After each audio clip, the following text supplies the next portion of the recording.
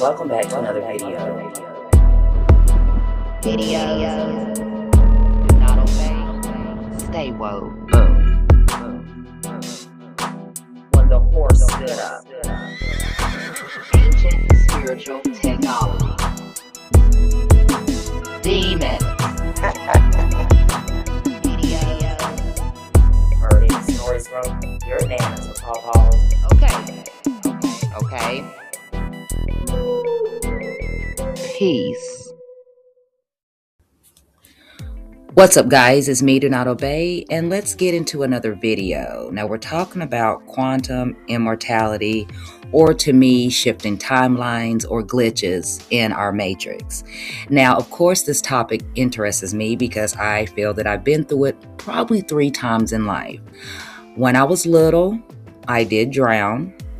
Then I went through 2 situations in life that I'm really not too comfortable talking about, but it could have been a possibility that I jumped timelines within those 3 major accidents where I could have possibly had passed away, and I jumped into the timeline that I'm living in currently now as we're speaking.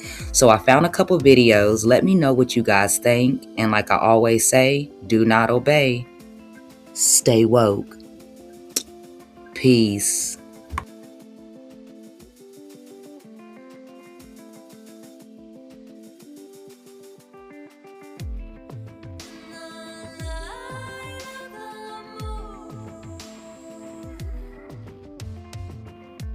A young French woman spent 3 weeks in a coma, but during that time she experienced 7 years in a dream, experiencing a life as a mother with triplets. You already know where I'm going with this. Let's go deep. Her name was Clélia Verdier, and she remembered everything about these 7 years. She remembered the pain of childbirth. She remembers watching her boys and girls growing up, the happiness of being a mother. Everything was so real to her.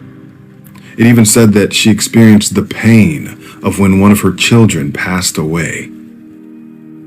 And then she woke up, realizing that it was all just a dream, but the feelings remained as real as ever. So my question to you is, was it just a dream? Or is there another explanation? This channel, we've already talked about how reality is a field of infinite possibilities, and it's your awareness that travels these possibilities and gives you the illusion of experience. Each one of these dots can be understood as a universe with you, some very similar to you now, some very different. Awareness is the vehicle that travels through them all. They just aren't being lived by your awareness right now. This unbroken chain of awareness would be understood as your life, your experience, your timeline. But there are many others, and just because you don't experience them does not mean that they are not real. However, through things like altered states of consciousness, access to these different timelines, so to speak, to these seemingly far-off realities, become accessible to you, become accessible to your awareness. There's many different ways that you can access these altered states of consciousness. The Gateway Tapes has one. It's called Focus 21. It's the bridge to other realities. Near-death experiences, that's definitely an altered state of consciousness. Meditation is another way, so is astral projection.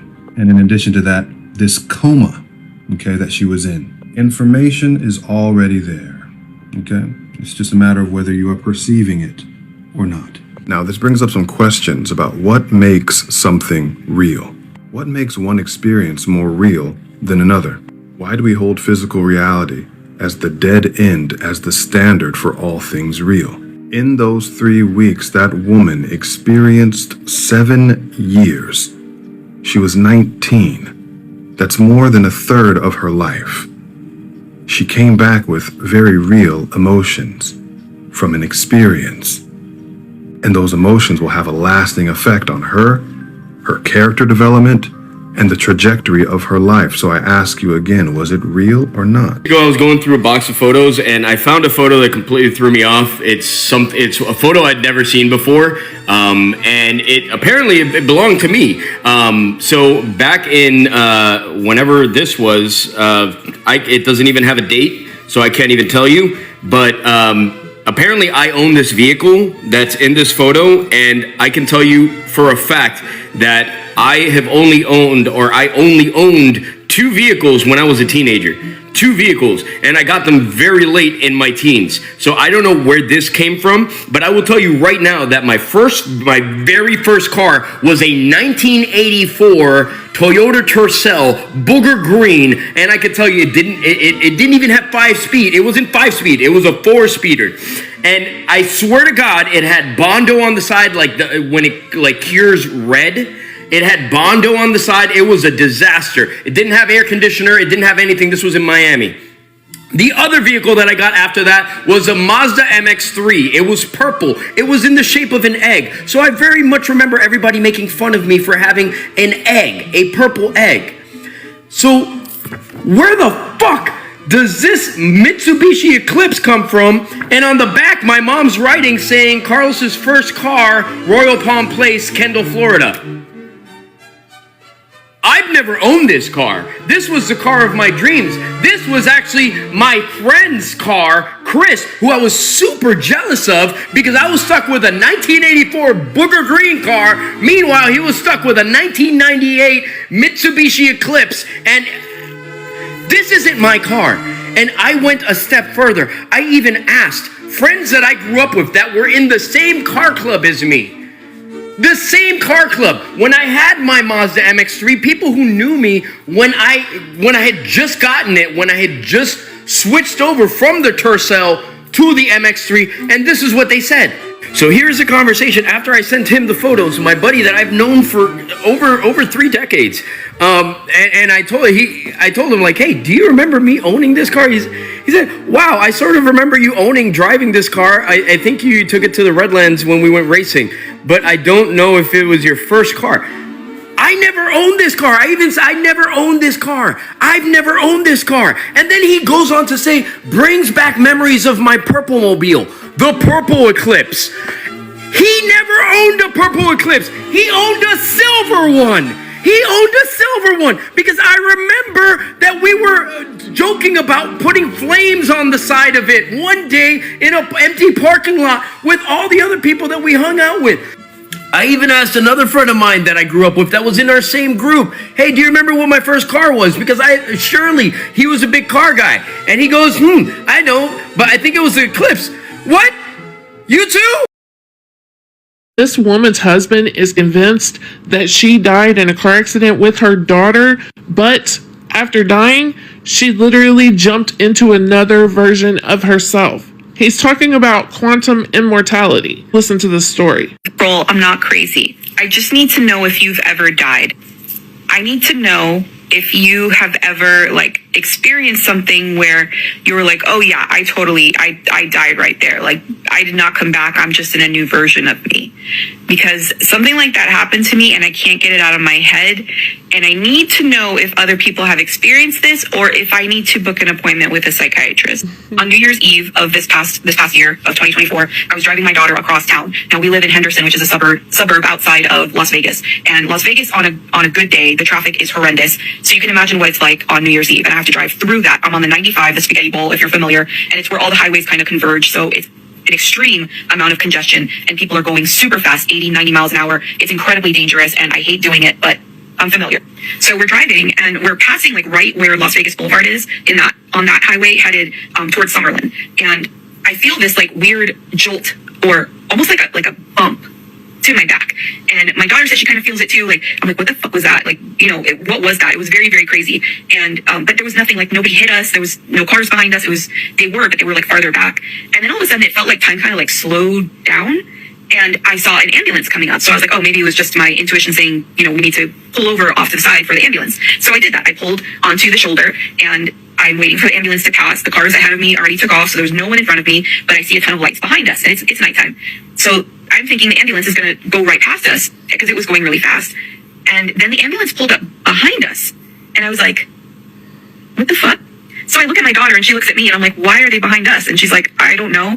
And I was like, okay, that's weird. So I start like, I'm going to move again. I'm like, well, maybe I'm in the way of the ambulance. I got to get out of here. You know, I don't want to interfere with someone's life-saving, you know, situation.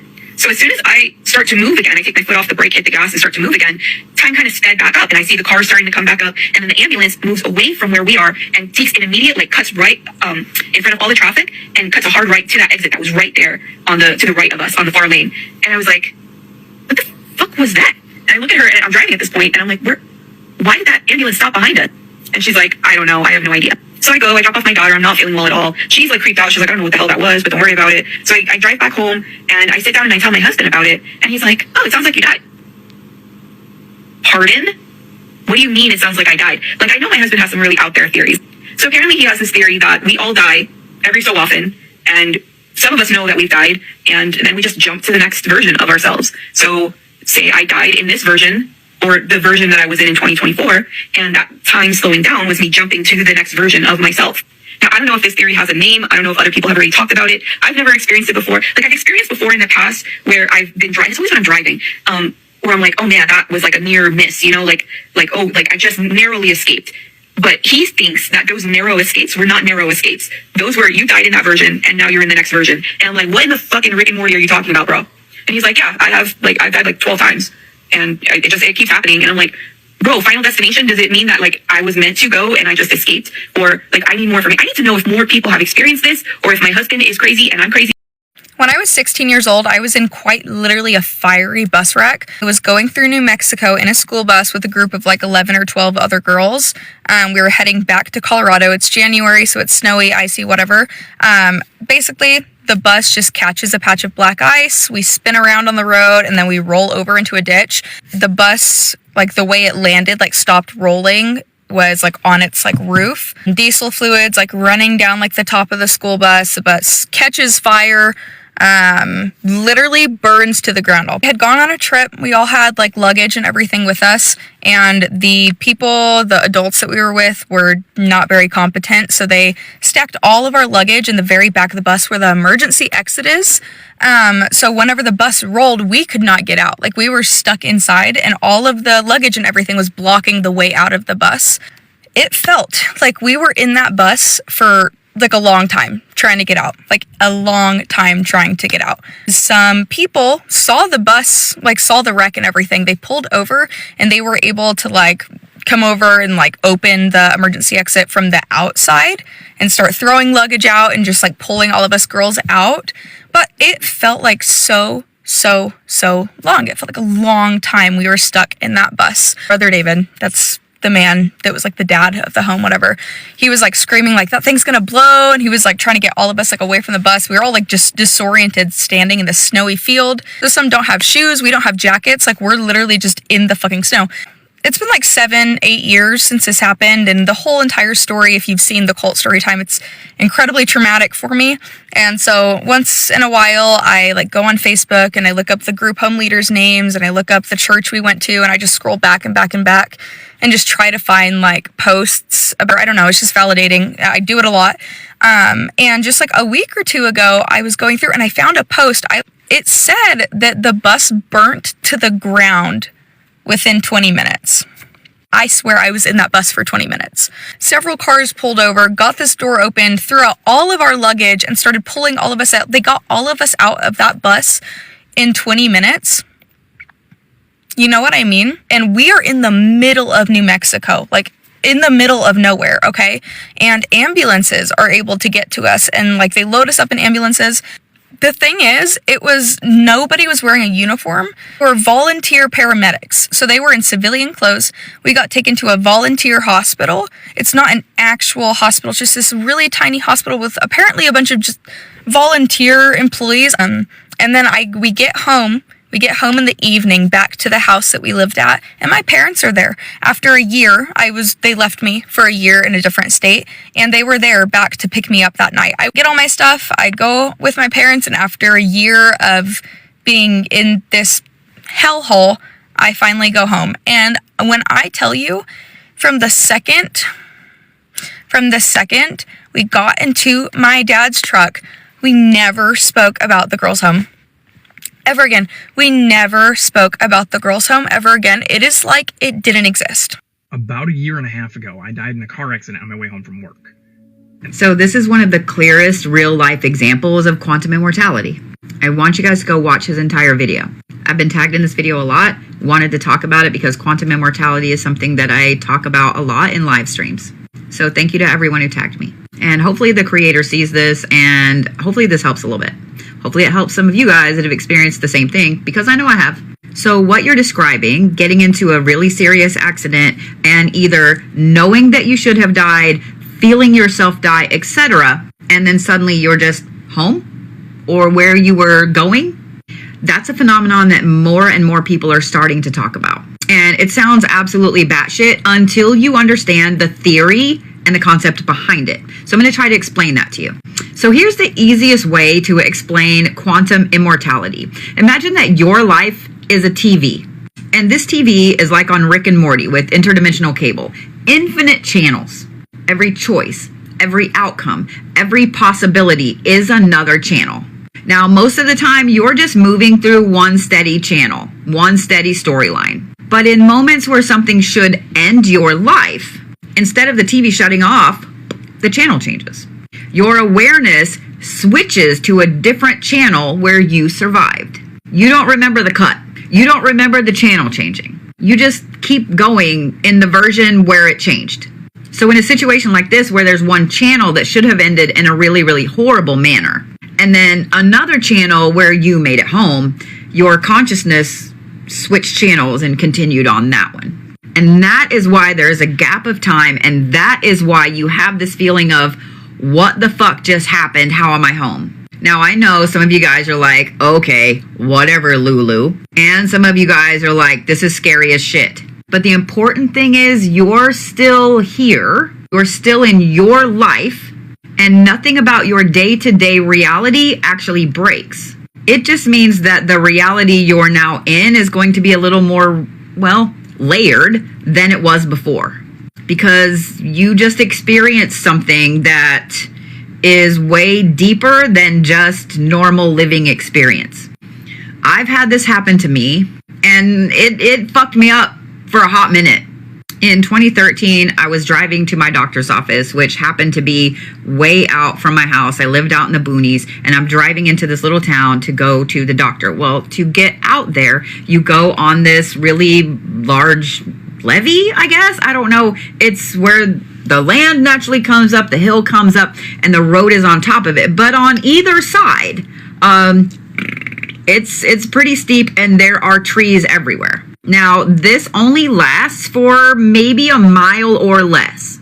2 lanes, and there's a little bit in the middle, not just the double line, but a little space in the middle. So I'm driving along that, right? And in front of me, coming towards me in the other lane, is a white Mustang. And I started panicking. And I have panic attacks, so I didn't really think too much about it because I already hate driving across there. But I actually slowed down to the point I almost stopped my car because I was panicking. And I thought, this motherfucker's gonna hit me. And then the car got close to me and I caught my body tense up. He did almost hit the guardrail about 10 yards in front of me. Not on my side, but on his side. Which means that if he had hit it, he would have bounced directly into me. Me stopping was what would have pushed me over the edge if he had hit me. In my mind, in that split second, I saw him hit me, I saw my car go over the edge, and then it was black. And the next thing I know, I'm across that little bridge, driving into town where the lane opens up into 4 lanes. And I was shaking so bad, I had to pull over on the side of the road. I started crying. I was freaking out. And I thought, oh my God, I just died back there. I just died back there. I just died back there. I kept saying it over and over and over. And there's no cell phone service right there. I couldn't call anyone. I couldn't do anything about it. I sat there for a little bit saying over and over to myself, oh my God, I just died back there. Oh my God, I just died back there. And then I realized you can't just sit here on the side of the road like a crazy lady.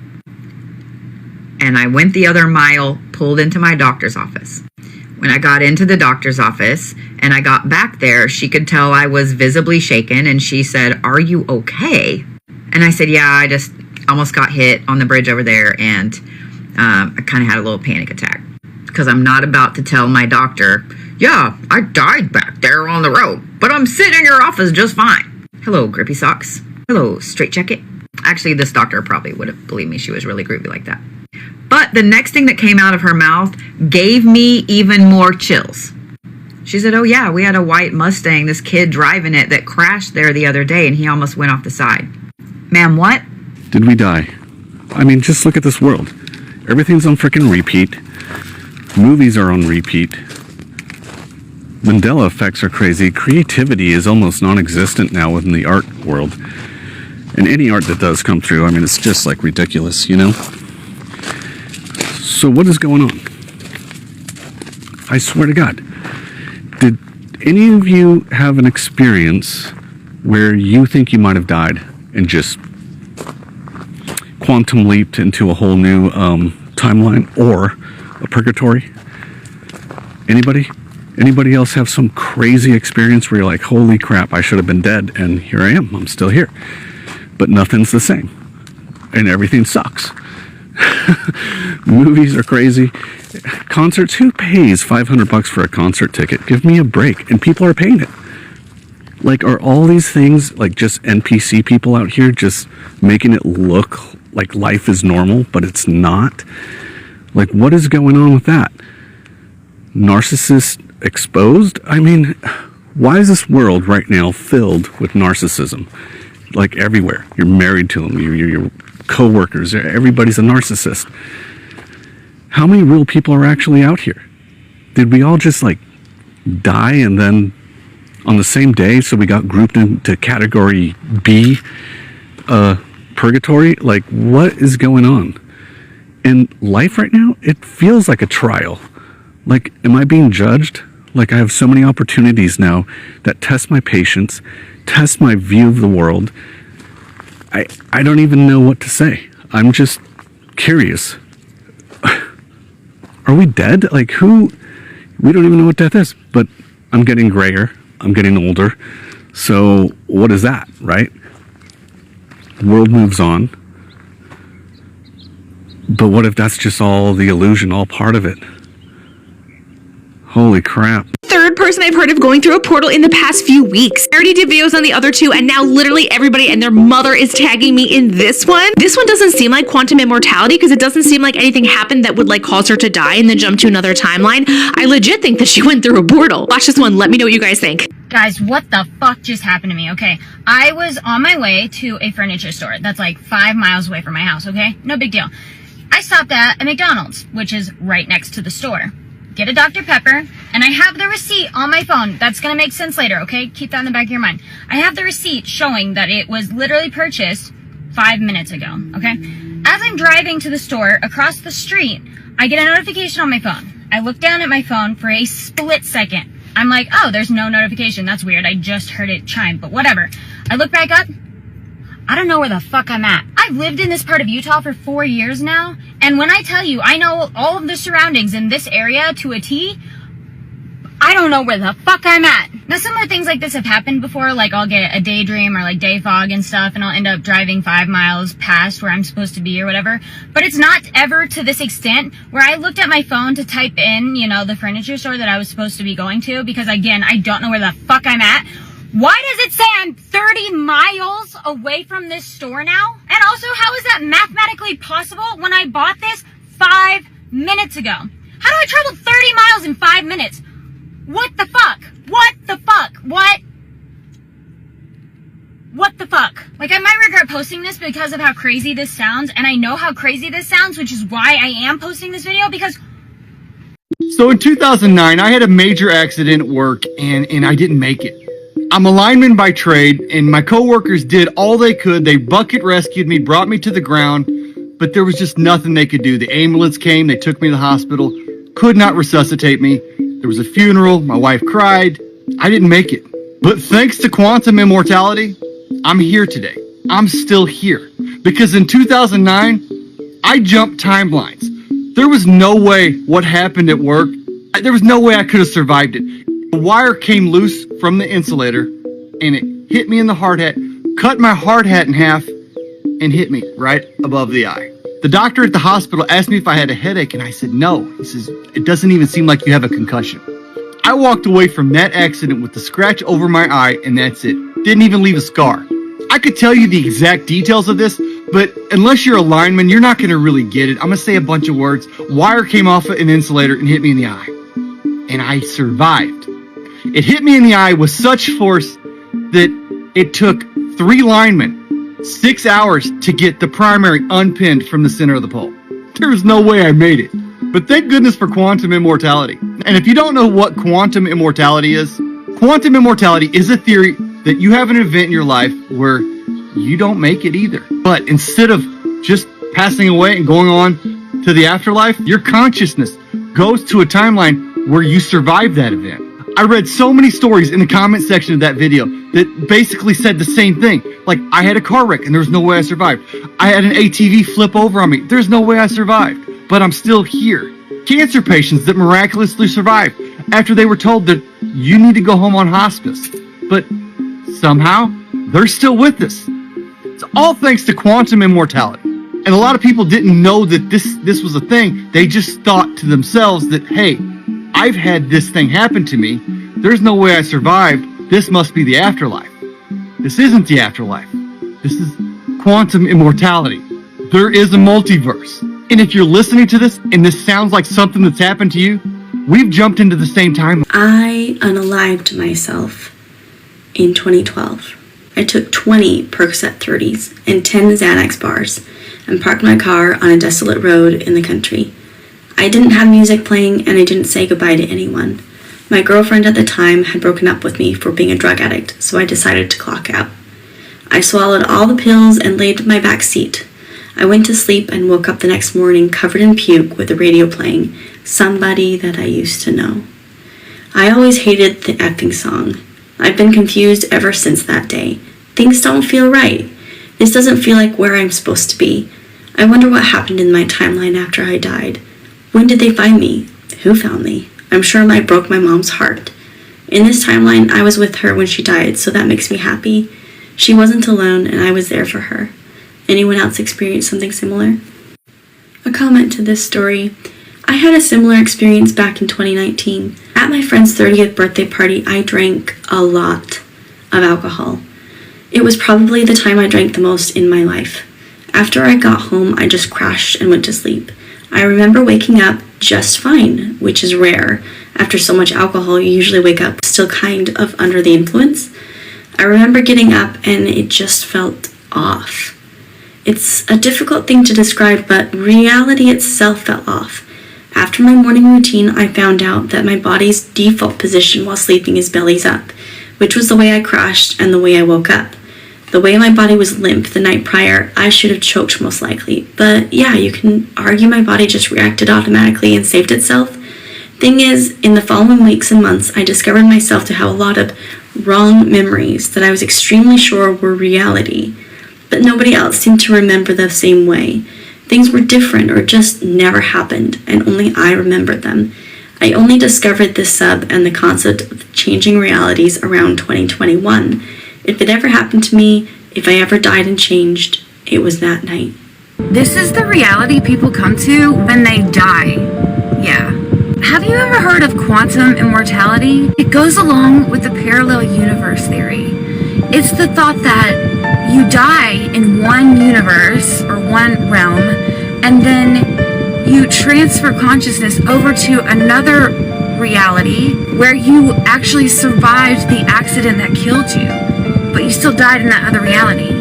So it's like this universe or reality is just slightly different. So there's several stories on YouTube. Just look up Glitch in the Matrix stories. But listen, this girl, she said she was on her way home from like a festival. Her best friend right beside her, sleeping, okay? She pulls over to a rest stop because she's fallen asleep at the wheel.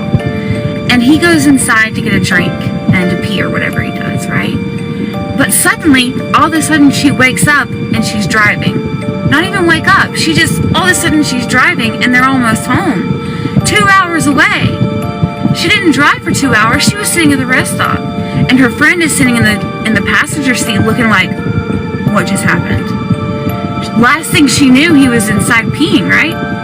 And all of a sudden they're driving and they're almost home. They have no idea. All they can do is go home. But as the days go on, she starts to remember what happened. And what happened was she went over a bridge, she started seeing some tree branches hit the windshield, and then she hit the water. She said she remembers seeing her friend drown and everything. She saw the whole thing.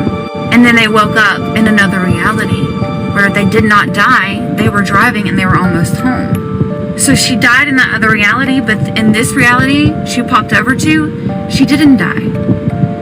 And there's been so many slight differences now that she's here, like different bands and different songs and different news stories, and things went differently in this universe than it did in that one. And that brings on the Mandela effect. Have you guys heard of the Mandela effect? Where everybody remembers something a certain way, but it's not that way? See, in my reality, we had a Chick-fil-A that only had a C-H-I-C, not a C-H-I-C-K. All right? The K never existed in my reality, and that was the whole thing. They would make these signs on the side of the road that like cows would say eat more chicken, but they would misspell chicken. That was the whole deal, because Chick-fil-A was misspelled. But in this reality, Chick-fil-A has a K in it. But a lot of people remember it without the K. Fruit of the Loom had the basket on this little logo with the basket with the fruit, but now it don't have the basket, and they say it never had the basket. I'm telling you. Look up Mandela effect, right? So maybe in this parallel universe that we've all jumped over to, things are slightly different, and we died and we came to this universe. So people who've been here in this realm or universe or reality have always been here, and things have always been the way they are. Chick-fil-A always had the K. But for people who died in the reality right next to us and came over to this reality, things are slightly different. Happened to me the other day about quantum immortality and the multiverse, and it kind of got me thinking about something. If there's an unlimited amount of possibilities happening everywhere all at once at all time, how do I know that I'm not the only one that exists within this universe? What if in each universe there's only enough space for one conscious being? And all the people that we see around us are just shadows of the consciousness living in their universe. I mean, the idea that I have of my brothers and friends and family in my head is not a true representation of what they are. Almost like it's an image, a false idol inside of our minds that we give our obeisance to. That's how this person is. That's how that person is. Well, that person will have that response to me. But we can never really know anyone outside of ourselves because we can never, ever see life from their point of view. Sure, you could put somebody's shoes on and you could stand in the same spot that they just stood in, but the air molecules aren't going to be the same as they were 5 seconds ago. The sun won't be in the same spot. In the 5 seconds that it took for you to switch places, a little leaf fell from that tree over there. Well, those are minor differences, you might say. But what if their favorite color is blue and yours is purple? Would you be living in the same reality as them? Would you be able to be them if you couldn't have the same favorite color? Perhaps the same favorite food? Maybe what they like makes you gag. A smell comes across and they start to think about their mother and how wonderful she was. But that same smell comes across your nose and all you can think of is death, decay, and destruction. So reality, what is everyone outside of ourselves? If not just a reflection of the judgments and perceptions that we have inside of us. At some point, you might be able to get close enough to their reality that there's just 1 degree of separation and your realities just almost line up. But just like when you look into a mirror, that guy is left-handed while you're right-handed. Yet we've been indoctrinated to believe that that's what we do to take care of ourselves. You look in the mirror, do your hair, paint your eyes, brush your teeth. But you're not looking at you. you're looking at an abstract version of you. A different car upside down and jumped timelines. At least that's what I think happened. Regardless, some very paranormal things occurred. I was 18 and I lived in rural Illinois. My daily commute to work was 30 minutes on a long stretch of highway. So that morning I was driving to work, there's no other cars around me, and I look at the time, it says 7 o'clock. I'm like, I'm supposed to be walking into my job right now, and I'm still 15 minutes away. So I remember I turned down the music and I stepped on the gas a little bit. I didn't think I was flooring it, but all of a sudden I'm veering to the left. Later when we went back to the scene, it looked like I was sliding on loose gravel that was in the road. So now everything is going in slow motion, right? I'm looking at where I'm going to be heading, and I'm about to cross through the left lane. And all that's there is a big field with like a 10-20 foot drop. I don't even know. So I can see my future. I'm like, I'm gonna go flying and land in this field. I'm done. So I overcompensate the wheel and I just go all the way to the right. So now my car has completely to the right, and again, slow motion. All I see in front of me is tree trunks, just a dense wall of tree trunks that is very close to the side of the road. And I'm going fast. So when I see that, I accepted that it was over. I don't even know how to explain it. It was like an automatic thing. I was like, I'm done. Then all of a sudden, my right wheel starts to come up, and that's where I black out. By the way, I don't understand how physically I'm going to the right, but then I roll this way. So I black out, which is crazy because that does not happen to me. I lost consciousness. I don't remember hitting my head or anything like that, but next thing I know, my car is upside down, and I'm laying on the ceiling of the car, literally in fetal position, like this. I was placed there by an angel or something. By the way, in my car, I had a board game. I was in my backseat. When I woke up, and I was like this, my head was in the lid of the board game.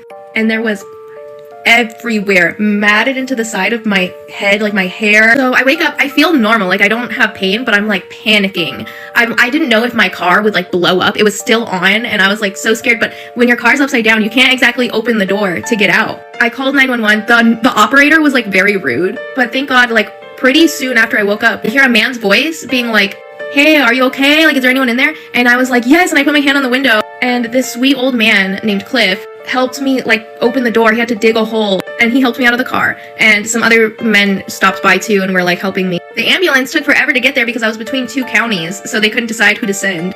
So finally an ambulance comes, they check me out, they put a neck brace on me, and then this is weird, they were like, I don't know if you want us to take you to the hospital because it'll cost a lot of money. I was like, oh, it's gonna cost my parents money, I don't know if I should do that then. So I went to the hospital with this old man, Cliff, who happened to be a good guy, but why would they suggest I go with a stranger? Crazy work. This guy, Cliff, was a saint. And it was so crazy that he happened to be driving past that day. He said that he was on his way to another town to build a ramp for a guy's house who had just been put into a wheelchair.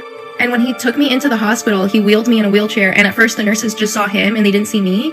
And they were like, hey, Cliff! And all the nurses knew him because he painted the hospital walls for free. He's just a beautiful person. So anyway, I get checked out. Everything is normal. All of that, literally half my face and my hair, I barely had any injuries, and it didn't even make any sense that there was that much.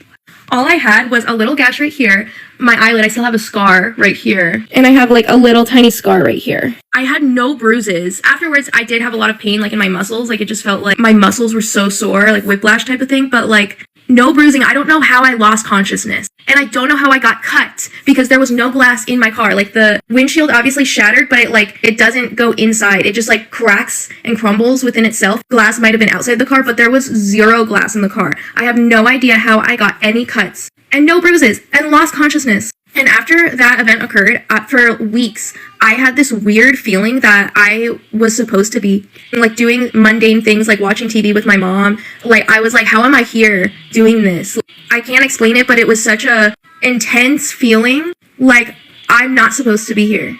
Last night, but I'm still here. Okay. So this actually happened last week. I got a phone call from my next door neighbor late in the evening asking if I could help him move a mattress into the upstairs. His mom is ill and he has a big, heavy sleep number bed. I, of course, ran over to help him because they're great neighbors. I get over there and his friend, who is also a priest, was there to help. I helped them figure out how to separate the mattress from the bed so we could all fit it all upstairs. We got it all moved up and back in place when my neighbor asks if I can help them move an arm armoire upstairs too. I think nothing of it, and we pull it out of the travel trailer and start to bring it up the front of the stairs of the house. And this is where I died. The front of the stairs were 11 steps. I was on the lower end of the armoire, about 6 steps up, when my neighbor and his friend lose control of the armoire and it comes crashing down on me and I fall backwards into the pavement. I then wake up in my dining room to the phone ringing and my wife asking me if I was going to answer the phone. It's my neighbor asking me if I'll come help him move the bed upstairs with his mom. I go over there and meet his priest friend again, and this has been the first time I met him. I say I can help with the bed, but I cannot help with any armoires in the trailer. My neighbor was like, "How did you know about that?" I then proceeded to tell him that I'm pretty sure I just died in another timeline. I spent the next hour talking with the priest. He had so many questions. My neighbor didn't believe it until I described the upstairs bedroom in perfect detail, down to the metal mattress frame on the floor and the intricate headboard leaning against the wall, and I had never been upstairs in their house before.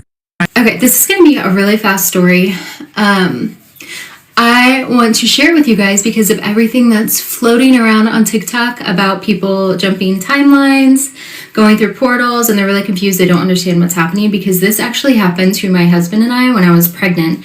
We were living in Missouri, and there was this place called the Natural Bridge. It was a small hike on a nature reserve, so it was kind of out there. There were no homes or anything around it, just kind of in the middle of the boonies. This was our first time going and the last because of what happened. We were so freaked out.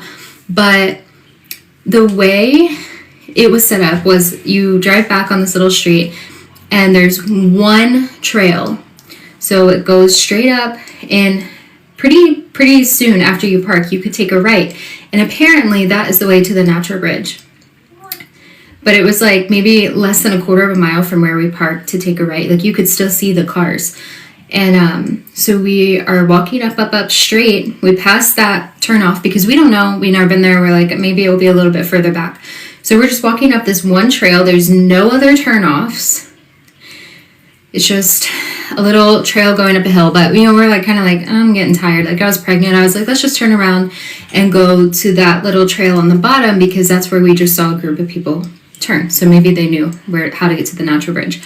So we turn around up here. Mind you, we had only just walked straight up, and we thought we were just going to walk straight down because there was no other trail up there or turn off.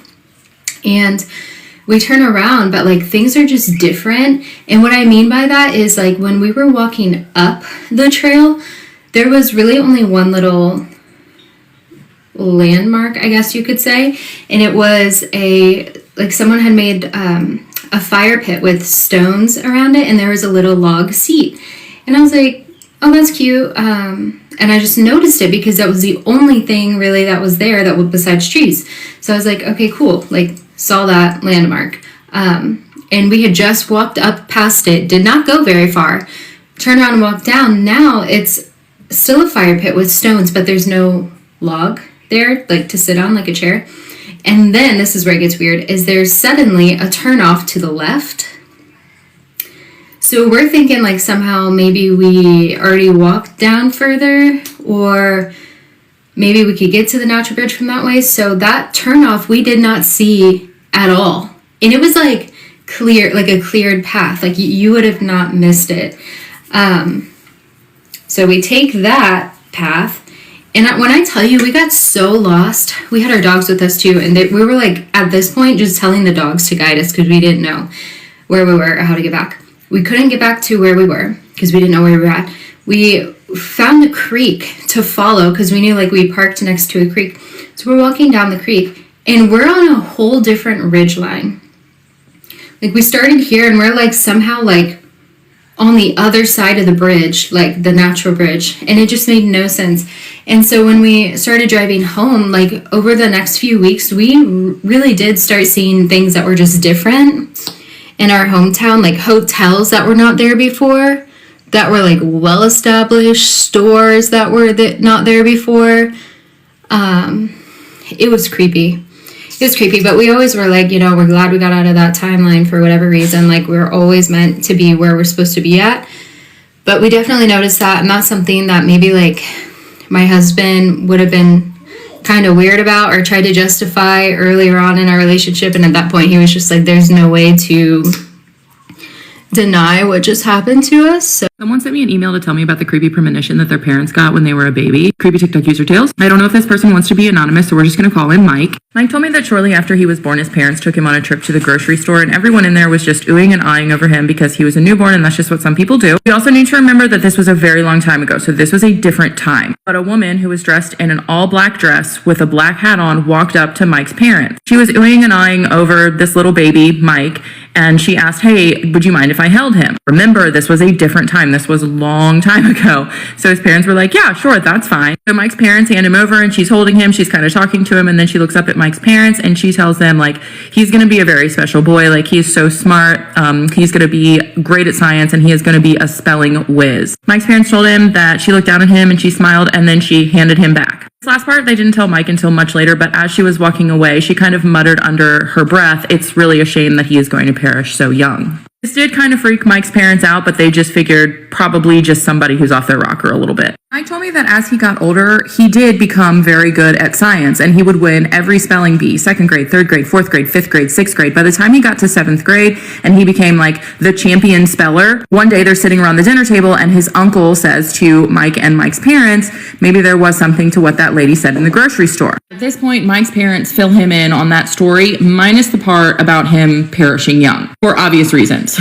Mike gets older, he's in high school, he's great at science, and he is still a spelling whiz. One night, Mike is on his way home and he's coming to this 4-way intersection. There's a stop sign on this way, but he does not have a stop sign. He keeps going. Unfortunately, the truck that is coming this way runs the stop sign because the driver is intoxicated. They impact Mike going 65 miles per hour and pin him against a telephone pole. Mike told me that the EMTs came and they had to use the jaws of life to cut him out of the vehicle, and when they got him out, he did not have a heartbeat. They put him in the ambulance and the EMTs started to work on him, and he said that they shocked him 2 times.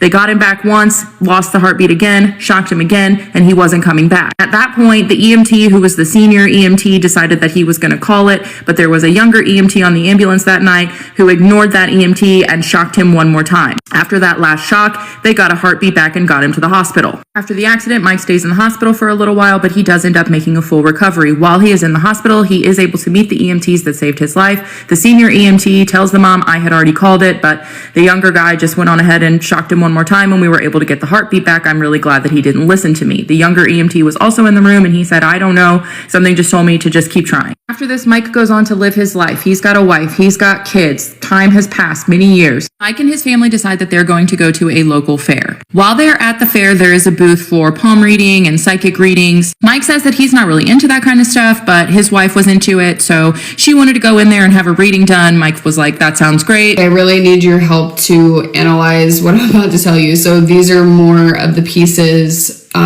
from this situation, if you've been following my friend and I's story. Okay, so I do want to say I've actually been to this exact venue before and had a completely normal experience. Okay, my best friend Sam was not the friend that was with me that night. My other best friend Maddie, she is local to me, more local than Sam. Me and Sam do not live anywhere close, not even driving distance to each other. Okay, but she was down here and we went to see Hamilton. This is a really weird correlation, and I hope that a lot of you who've been following this see this and can talk to me about this, because this just all hit today. It's been hitting in little pieces, but what I'm gonna, okay, let me just get to it for God's sake. Okay, so my best friend Sam and I went to see Hamilton at this same exact venue. Okay, that night we parked in the correct parking garage. We had a great time, except for we had fake tickets that night, and she had to rebuy the tickets when we got there. But right, we had a normal experience when we left. There was no issue leaving. Okay, and it was a great night after that. Nothing, it's completely normal night, day, whatever. Okay. So then think about this. I go back there with Maddie. We do the doors and everything. There's fog, like the foggy smokiness that both of us see. We didn't hear anyone else mentioning it, by the way. But it was just something that both of us noticed. And so the fog and everything. And then when we were there, so this part of, because I didn't really talk about much of like what happened when we were inside the venue. We were seated on the very top balcony on the edge row seat. And I'm talking, there's no railings. Like there's enough of the wall to come up to like cover, you know, your knees or whatever, but there's no railing to keep you from falling over on the outer edge. What's weird is the rows back give you railings, but not the very front one. And we had the front row seats that I had bought from a ticket reseller. Okay. And, also the tickets that I bought came with a parking pass for a parking lot 15 minutes from the venue. So we skipped that, and then that's when the parking lot stuff came. Then jumped to the seats. Okay, we walked to our seats and we couldn't even face the edge. We were just terrified. Okay, and so I asked two people a row back down towards the middle to switch with us, and they actually did. So thank you to those people.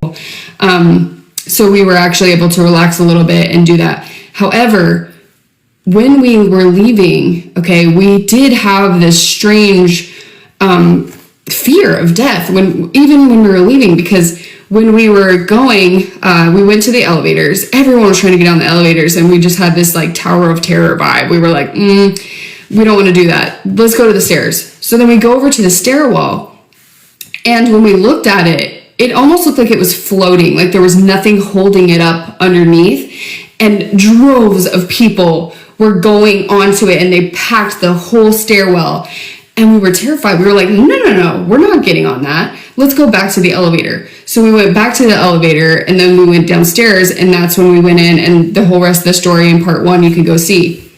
Okay, so here's where things get even more crazy. Okay, so I'm a mother, and I had not told my children that I went to see Leslie Odom Jr. because they love him as well, and they wanted to see him, and I couldn't get tickets for all of us to go, okay? And so I didn't tell them yet that I went to see him, and the next time that I picked them up from their father, one of them told me that they had a dream that they went with their father to New York City to see Hamilton on Broadway. They love Hamilton, they love Aaron Burr, they love Leslie Odom Jr., okay? And they wanted to see him desperately as well. And they wanted to see him desperately when he made his return to Hamilton for the last couple months. Okay, so here's where this gets freaking weird. So they proceed to tell me, Mommy, I had a really bad dream. And it was that we went to New York City with Daddy and his whole side of the family, okay? And you weren't there, Mommy, but we went to see Hamilton, except for we couldn't see the Aaron Burr that we wanted to see because he had died in real life. So the weird thing is that my friend Sam, when I had originally told her about what happened, she believed, but based on the smokiness, that maybe in another timeline there had been a fire at the venue and everybody died. And that was her initial vibe, right? And that maybe we had been diverted and saved from that and were able to come back on a different timeline where we can still be here now. But the fact that my child had a dream also that Leslie Odom Jr. had passed away and couldn't see them in Hamilton perform is absolutely fucking wild to me. And I didn't say shit to them about going to see him, by the way. So please tell me what you think about that. I don't like if that helps anybody try to figure out anything that could have happened. That was wild. Okay. Quantum immortality, why I think I died in 2023, a version of me died in 2023 in this car accident that I was in, and how our decisions create timelines. So back in 2023, I was in a car accident. I was sitting at a red light, and this woman crossed over 3 barriers and hit me directly in my car door. That's not even the craziest thing about it, though. The craziest thing about it was the fact that my boyfriend got into a car accident that same morning, literally less than a few hours before.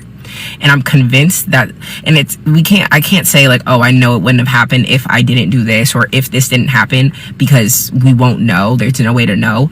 But I'm convinced that because of certain decisions and like odd synchronicities and just weird encounters that took place from the night before his car accident leading up to my car accident, I'm just convinced that like everything had to happen exactly how it was it happened, because at the time I was on the journey of literally being like, I need to become a different person. I want to become a different person. I was standing on it. And I didn't realize that what I was asking for required an entirely new identity from me. And what a lot of us don't understand is that when you actually decide to become a new person, you do not get to control what your reality chooses to recalibrate and reorganize around your new identity. Because when I was like, I want to become a new bitch, the universe said, oh, bet, hey, all this got to go, though, because that's in alignment with your old identity. And so at the time I was experiencing spiritual awakenings. I was experiencing getting some of my biggest manifestations, but I was also losing so much of what was attached to my old identity, right? So the night before my boyfriend's car accident, this was the main thing. This was the catalyst. His charger broke, and it wasn't bent, it wasn't broken, it just stopped working. Just randomly stopped working. And I remember asking him, I'm like, do you want to charge your phone on my side of the bed? And at first he goes, no. And I remember hearing, like, I was going to say, are you sure? But something in me was like, don't say anything. And we just sat quiet with each other, maybe like 3 seconds, because he was contemplating, I was contemplating. And then he was like, actually, yeah, fuck it, throw it on the charger. And I was like, okay, bet. So I put his phone on the charger, we go to bed. I'll never forget, it's 7:42 in the morning the next morning. His alarm goes off, but I know it's way too early for him to be getting up to go to work. So I snooze the alarm because he doesn't wake up. I snooze the alarm because I know he has multiple alarms set. The phone never went back off. Either it went off and we didn't hear it, or it just never went back off. Either way, he woke up. He was late for work. It's like 9 o'clock at this point. He gets up. He rushes out of bed in like 10 minutes. He gets out, leaves in like 10 minutes, right? So I remember feeling so guilty because I'm like, damn, like I literally snoozed the alarm. Like, this is my fault. And I couldn't fall back asleep. And I remember something telling me to check his location. And so I go to check his location, and I see that his dot is like stopped. And it looks like he's stopped as he's getting on the highway. And so I text him, I'm like, hey, you good? And he's like, yeah. And I'm like, okay, but you made it on the highway though, right? And he's like, no, I just got into a car accident. Like, nigga, what is wrong with you, bro? Like, why didn't you lead with that? Why do I have to pry that out of you? Like, huh? And I was like, oh, like, are you okay? Like, what's up? And he was like, nah, I think I'm good. He had just rear-ended a car getting onto the highway. And so he was like, I'm good. I think I'm good. I think I can drive. I'll be good, but I'll let you know. 10 minutes later, he calls me. He's like, nah, my car's fucked up. I gotta get a tow truck. Can you come get me? And I'm like, all right, bet. So we wait on the side of the road for maybe 2 hours for a tow truck. He calls his insurance. His insurance is supposed to be sending a tow truck. This is the first weird encounter that happened on the way to my accident, right? So finally, after about 2 hours, a tow truck pulls up. Mind you, the tow truck is supposed to be free because it's through insurance. He's like, it's going to be this much. We're like, what? Like, what's going on? Why? Nonetheless, he pays it. We leave. We get back. I remember this is a decision that I made. I asked him, like, do you want pizza? Like, do you want anything to eat before you go into work? Because there's a pizza spot right outside our crib. He's like, yeah. I'm like, all right, bet. So I go, I get the pizza. I come back to the crib. We get a call. It's the tow truck from the insurance company asking us where we at, where you at. And we're like, huh? Like, what's going on right now? And we're like, but we just got a tow truck. And he's like, well, it wasn't me. Like, I don't know who that was. And so we were like, okay, like, I guess, bro, whatever. Weird, right? So then I'm getting in the car, go to take him to work, right? I remember I have the address in my GPS. I missed the exit to get onto the highway. And I'll never forget, I'll go to pull into a parking lot to turn around so I could get back on the highway because it's right there. The parking lot is literally right there. I'm going to just turn around, get on the highway. I'll never forget my boyfriend. He goes, nah, you're good. Just keep going straight. It's going to take us out. This way is going to take you out the same way the highway would. And I remember being like, you sure? And he was like, yeah, we're good. I'm like, all right, bet.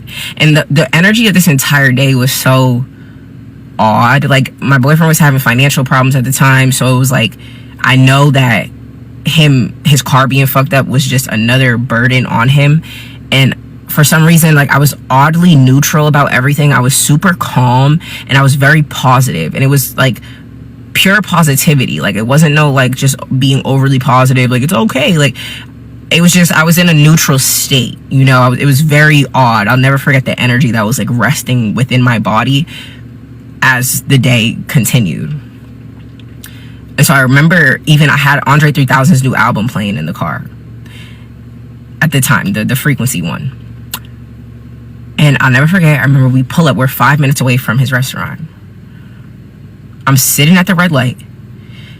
I go to respond to my cousin, and then I go to look up to see if the light's gonna change because I'm the second car in line. I'll never forget, I see something out of my peripheral vision, but my awareness never turns. And I go to look at the light, it's still red. I look down, I go to respond to him, and there's just this, like, if you've ever been in a car accident, you will never forget the crunch of it. Like, the crunch is something that is one of one. It's one of one. I would have paid to see the person behind me's perspective of what the hell it looked like when she hit me. Because to this day, I still don't know how Shamoy hit me. Like, dead ass. I don't know how this bitch from Florida with no insurance hit me, just driving reckless, for real, bro. I don't even know how they did it, why they didn't arrest her on the scene. Because she crossed over 3 barriers directly into my car. The door, she slammed into my car door. The only thing on my car that was touched was that door. And mind you, I'm going through spiritual awakening after spiritual awakening at this time. You know, I've been very like open about my journey on social media. Like, if you've been with me, you know that I've been manifesting this. Like, the life I'm living right now, I've been manifesting it. I'm talking about, it's been on my vision board since before I even started. And that's what I was getting. I was beginning to live out my vision board at the time. And so as my reality is like recalibrating, my awareness is recalibrating, my spiritual gifts are heightening. I didn't even know I had the gifts at the time, but I'm getting closer with God, and I'm like, yo, this gotta be a sign, because ain't nothing on my car is touched but this door. This is for me. It's gotta be for me.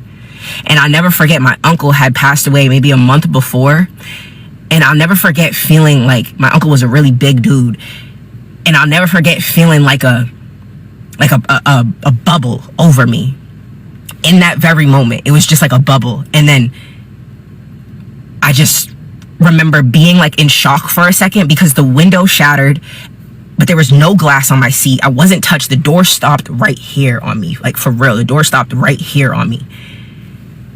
And I'll never forget just being in shock, sitting there, because it jerked me to the side, and I'm like processing, like, okay. First of all, my car's fucked up. I know it's done, but what is the odds that my boyfriend got into a car accident the same morning? What's going on? What is going on? And then I'm thinking like, yo, the only reason why I'm here right now, I'm still resting in this state of awareness, is because my awareness did not turn when I seen that car coming. Because if I would have turned when I saw in my peripheral vision, because what I saw was her car. If I would have turned and seen a car coming directly at me, it would have been over with. I would have died for real in this reality. The more I look at the quantum immortality theory, the more it seems very likely that it's possible. Because great spiritual gurus and teachers said all the same thing. They said death is a great illusion. And what the heck does that mean? According to the quantum immortality theory, if you bump your head or you get in a car accident, you may die, but you'll never experience death. You'll just wake up in a parallel universe and keep going. Several people just say this is true based on the number of accidents they've survived in one lifetime. But we also have observed going to funerals and seeing people pass away. But I always ask the same thing, where did they go? Scientists have discovered a lot of weird stuff about our world, like time isn't real and reality's popping in and out of existence and parallel universes might be a thing. There's a reason for all of this. None of this is by chance. And considering the fact that we may be in a very intelligent virtual world that's very efficient, death just doesn't seem very efficient to me. What are they doing, waiting on the other side for their loved ones, just watching them live out the rest of their lives? That's where reincarnation comes in. We say, well, they chill out with Jesus for a little while and then they come back in another lifetime. Possible. But still inefficient. They got to start all over again as a baby. And babies come in fresh. Babies come in hot. There's no baggage on a baby. I know we all think that children have past lives, but they're the same pure innocent energy. They're all the same. Now here's my understanding, because first of all, you got to wrap your mind around the fact that we're not separate. There's no me and you. We're just the same being in 2 different lifetimes. And yeah, I'm in my ascension universe, and so are you. And you'll never experience death, and I never will. There may be scrapped universes where we have already passed away, but we'll never realize it. You'll never ever experience death. You're just going to keep going until you ascend. So that's hopeful. And those people who died, they didn't die, they just kept going. Because if I were a super intelligent AI that created a virtual world, I would want all of the lifetimes to ascend. I would want them all to find the perfect universe, the perfect program that would get them to ascension. How cool would that be? This is so crazy to me. There's actually scientific proof that humans are not physical beings, and that in fact, nothing in our universe is physical or solid. This is a picture of a quark. So quantum physics tells us that everything is fundamentally made up of atoms. Everything in our universe is made up of atoms that are made up of electrons, neutrons, and protons. And protons and neutrons are made up of quarks. And electrons are made up of leptons. But what are quarks and leptons made of? They're made of nothing. Quarks and leptons are just pure energy. Quarks and leptons are fast-moving points of pure energy. They're made up of literally nothing. They are nothing. So that means that at the fundamental core of the atom, and therefore at the fundamental core of everything in our universe, there is no material there. It's just pure energy. It's energy vortices. You are just energy vortices. Energy is only transformed. It's neither created nor destroyed. So this energy that is you and that is everything persists forever. It is immortal. So this means that you're not just a temporary flesh sack that lives for 80 years, then dies forever. You are the same energy as everything in our universe. So this means that humans are purely eternal spiritual beings, and that the physicality and solidity of everything is just an illusion. You are an immortal divine being, and next time you feel alone, just know that you can't be alone, because you literally are one with everything, because you are everything.